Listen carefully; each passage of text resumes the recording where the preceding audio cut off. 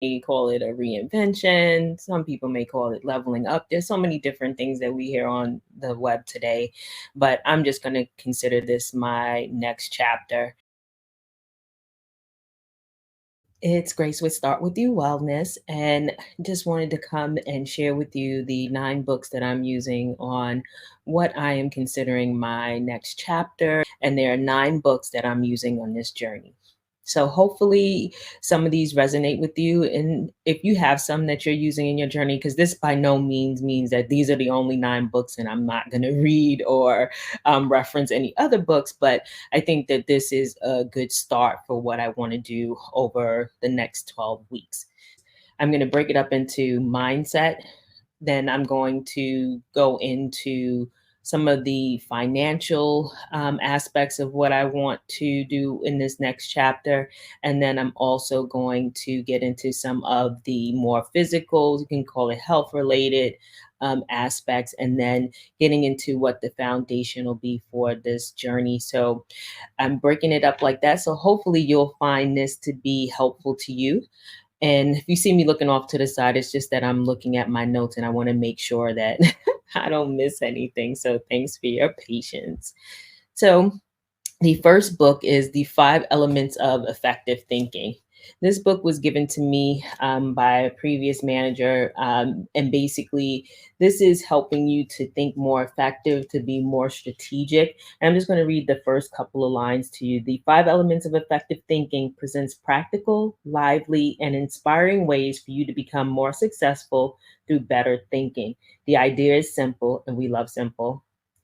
You can learn how to think far better by adopting specific strategies.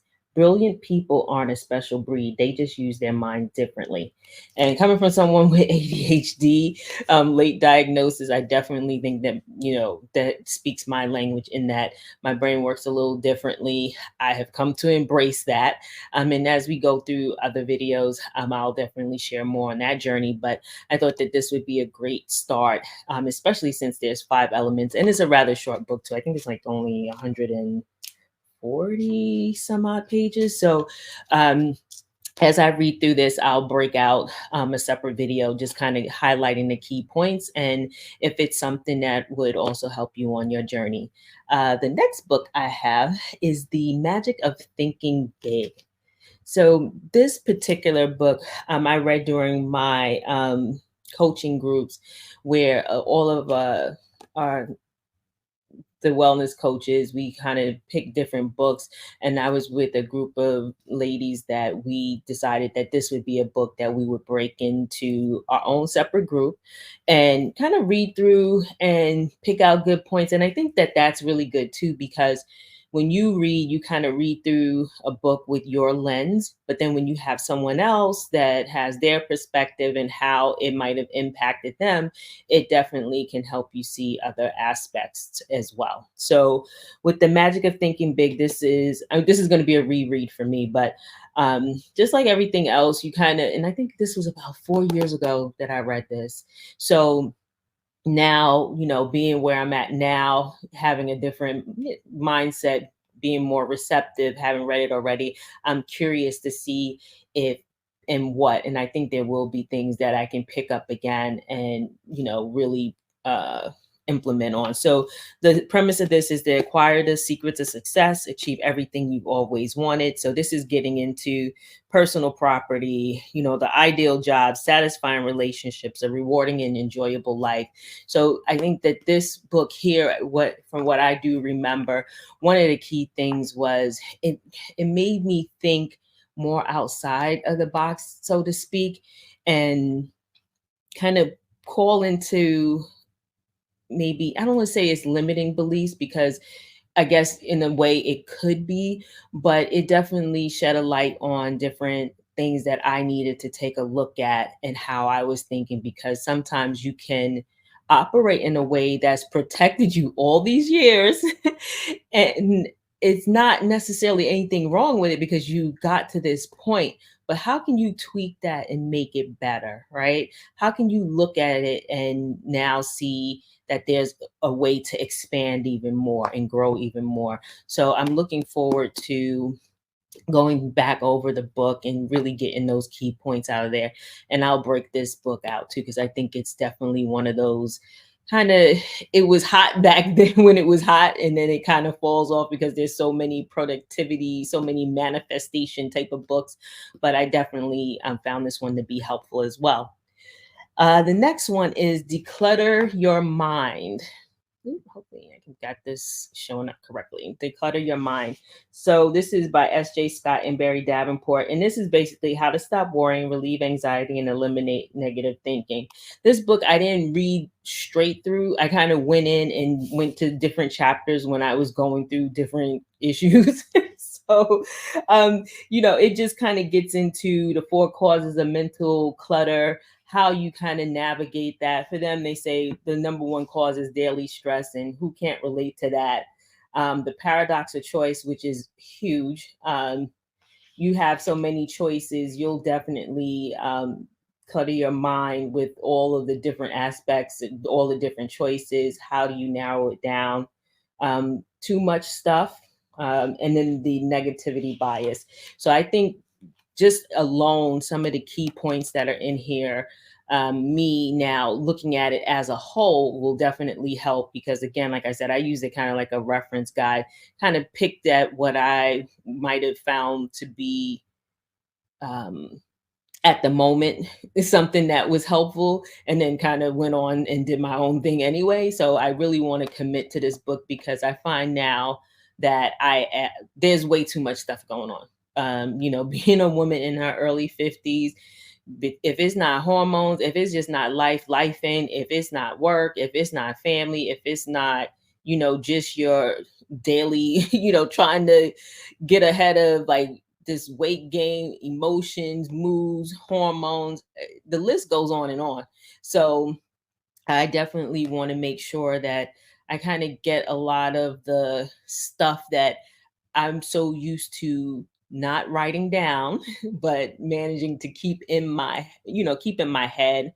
And it was so effective then, or maybe I jot some things down or speak a note or do a reminder. But now, really, trying to get a lot of that stuff out of my head and really doing the work, so to speak, at a total basis, not just as something comes up, address it, and then like a whack-a-mole, and still not really addressing the whole. So that's the purpose of this book.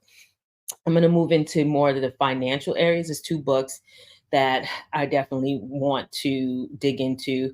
Haven't read either one. One is a journal, and one is a real book that you probably have heard of. So the first book is The Psychology of Money. I don't know, I'm messing up with the placement, but The Psychology of Money.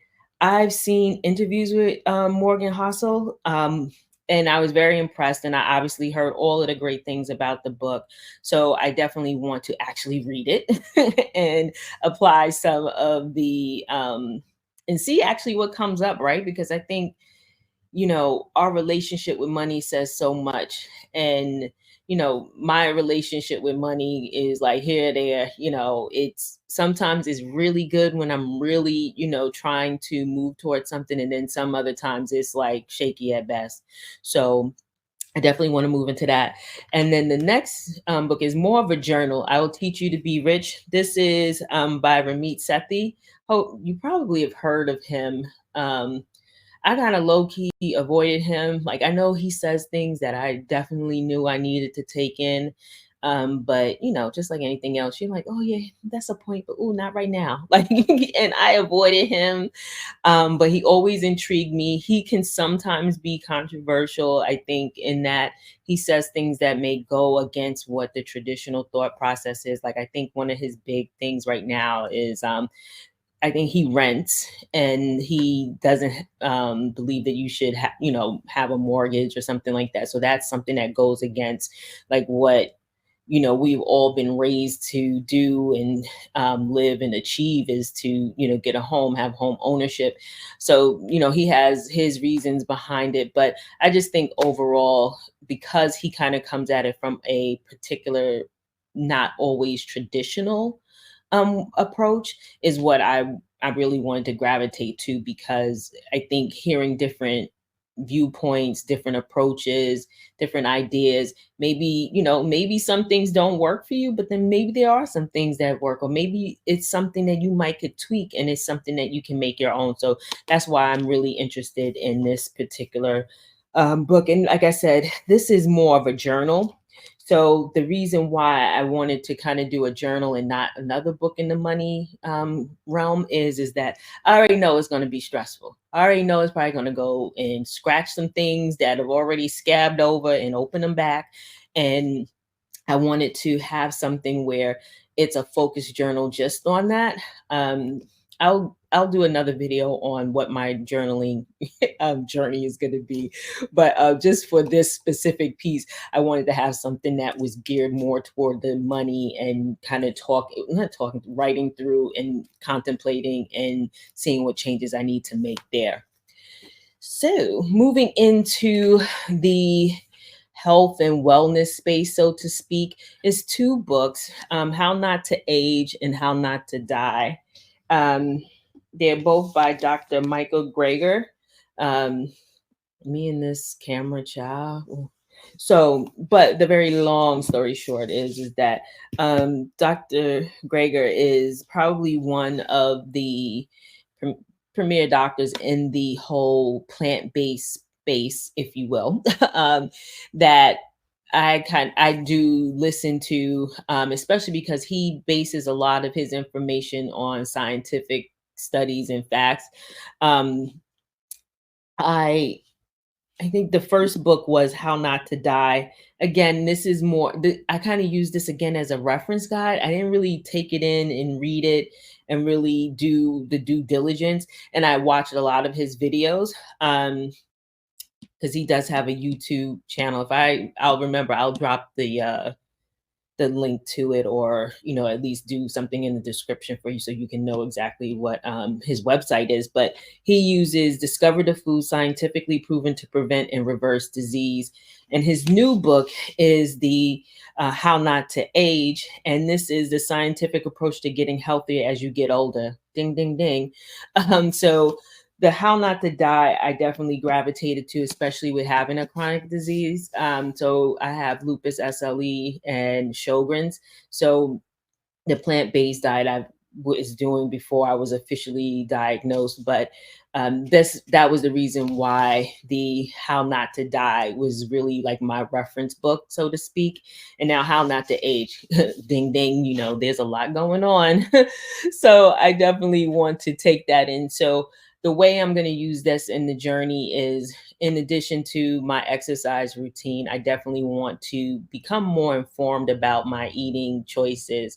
So, like I said, I am plant based, but I want to be able to make the right choices, so to speak, and bring in more um, foods that will help with the chronic disease, and also just fight off any issues that I may, that are age related that I'm trying to hold off. So keeping my A1C down, trying to stay out of the pre-diabetic realm, just trying to stay out of the damn doctor's office, period, for anything outside of, your wellness checks. So sorry if you hear any noise in the background. So the last set of books is going to be the books that I use to actually kind of lay the foundation for what I'm doing. So the first one is Atomic Habits. I think everyone has kind of heard of Atomic Habits, probably are implementing some of the things that James Clear has called out in his book. But I read this, I want to revisit it again. Like I said, some things you do need to revisit and look at it through this new lens. And for Atomic Habits, I think I'm in a more receptive space now to actually implement and do. So, some of the habit stacking definitely I've done, but how can I optimize that a little more is what I'm looking to do now, and really stick to it. And the final book, The 12-Week Year, is a book that I've used, and I took the cover off because I had it traveling with me. I honestly will say it was very effective for me. So basically, it's taking the year concept and breaking it into 12 weeks, and you focus in on, say, three specific things that you want to accomplish within that time frame. And it's like having a focused energy on those three things you want to accomplish. So the last time I did it for a financial goal. I did meet it. I didn't do as much of the tracking. I did it through another app, which was just basically monitoring everything that I was doing and what I was saving. But now I want to try and incorporate the actual metrics itself so that I can make sure that I achieve my goals, which is going to be a little different this time from a financial perspective. I also used it with just getting my exercise in, and I was able to build a routine that was sustainable. At the time, I was doing more spin classes, cycling classes, and it really helped me get back into shape. So now I want to build another routine that is sustainable, and like as I travel and do different things, that I'm able to maintain it. So that's the type of things that I'm working through now. But like I said, it was very successful for me the previous go around. And then the other time, which the one that I fell off on, was just trying to um honestly, it was just like trying to be more studious with reading books, and I had set out on a couple of books and I didn't read them.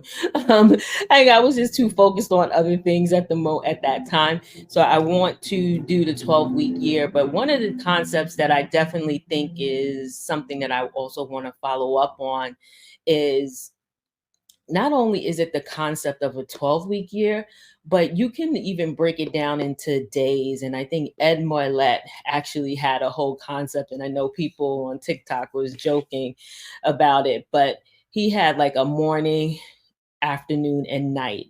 And he broke up his day into those three sections. But it's the same concept of, what can you accomplish in the morning?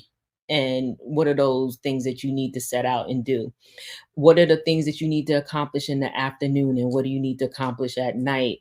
And I think that the whole idea is that the more you break things down and get out of the concept of giving yourself more time to complete a task or a goal or whatever it is, you shorten that time frame, and it makes you get the task, the goal, whatever the checkbox is, done. And it kind of plays into James Clear, as you make these things into these smaller steps, right?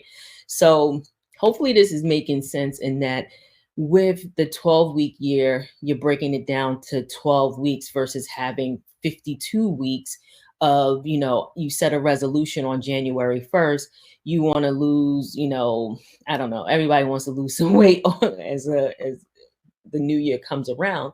But just say, if you give yourself a year to lose, 50 pounds, how, are you really going to go hard? You might go hard January, maybe February, and then, stuff starts to happen. Maybe the summertime comes, if that wasn't your goal, but it was just an overall year goal. And then you get wrapped up into activities, and then you're not even doing anything toward your goal. And then all of a sudden, maybe October hits, and you're like, oh, shoot, I only lost like maybe, I'm gonna say 20 pounds. You need to work to get the 30 off. And everyone starts to work maybe toward the end of the year to meet those goals. And it happens in business as well, but just trying to come up with an example. And because of that, now if you break it into shorter periods of time, and there's shorter tasks. So that's how, just say, using the weight example again, maybe if your goal then is to lose 1 or 2 pounds a week, which is a healthier way to lose the weight, right? Now you're doing it, and you can meet your goal. Just say if it was the, 50 pounds by the end of the year, by June, by summer, you could potentially just go ahead and do it, instead of going gangbusters and, doing all the workouts and doing all of the different things. You can actually, meet it in a shorter time frame. So that's the reason why I find like the 12-week year, and even trying to break things down into smaller goals, and why I chose those two books, is to kind of bring them together and come up with what my 12-week year is going to look like. Again, I originally said I was trying to start in the April timeframe, but April is really my buildup. And I want to try to set myself up for success by going through these books. Hopefully they're helpful to you, and then start my 12-week year in May.